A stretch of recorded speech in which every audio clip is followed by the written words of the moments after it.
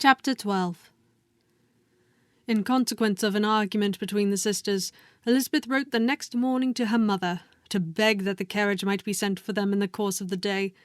But Mrs. Bennet, who had calculated on her daughters remaining at Netherfield to the following Tuesday, which would exactly finish Jane's week, could not bring herself to receive them with pleasure before. Her answer, therefore, was not propitious, at least not to Elizabeth's wishes, for she was impatient to get home.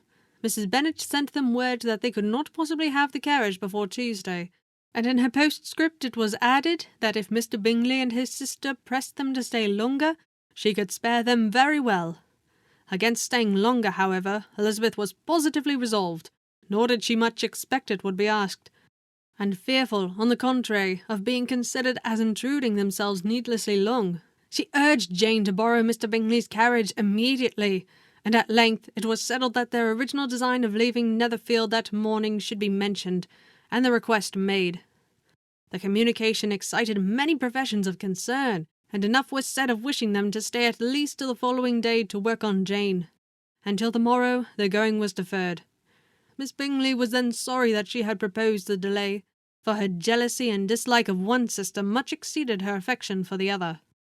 The master of the house heard with real sorrow that they were to go so soon, and repeatedly tried to persuade Miss Bennet that it would not be safe for her, that she was not enough recovered, but Jane was firm where she felt herself to be right. To Mr. Darcy it was welcome intelligence. Elizabeth had been at Netherfield long enough. She attracted him more than he liked, and Miss Bingley was uncivil to her and more teasing than usual to himself. He wisely resolved to be particularly careful that no sign of admiration should now escape him. Nothing that could elevate her with the hope of influencing his felicity, sensible that, if such an idea had been suggested, his behaviour during the last day must have material weight in confirming or crushing it. Steady to his purpose, he scarcely spoke 10 words to her through the whole of Saturday, and though they were at one time left by themselves for half an hour, he adhered most conscientiously to his book, and would not even look at her. On Sunday, after morning service, the separation, so agreeable to almost all, took place. Miss Bingley's civility to Elizabeth increased at last very rapidly, as well as her affection for Jane, and when they parted, after assuring the latter the pleasure it would always give her to see her either at Longbourn or Netherfield, and embracing her most tenderly, she even shook hands with the former, Elizabeth took leave of the whole party in the liveliest spirits.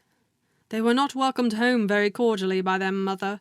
Mrs. Bennet wondered at their coming, and thought them very wrong to give so much trouble, and was sure Jane would have caught cold again. But their father, though very laconic in his expressions of pleasure, was really glad to see them. He had felt their importance in the family circle. The evening conversation, when they were all assembled, had lost much of its animation, and almost all its sense by the absence of Jane and Elizabeth. They found Mary, as usual, deep in the study of thorough base and human nature, and had some new extracts to admire, and some new observations of threadbare morality to listen to.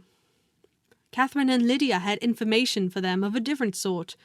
Much had been done, and much had been said in the regiment since the preceding Wednesday. Several of the officers had dined lately with their uncle. A private had been flogged, and it had actually been hinted that Colonel Forster was going to be married.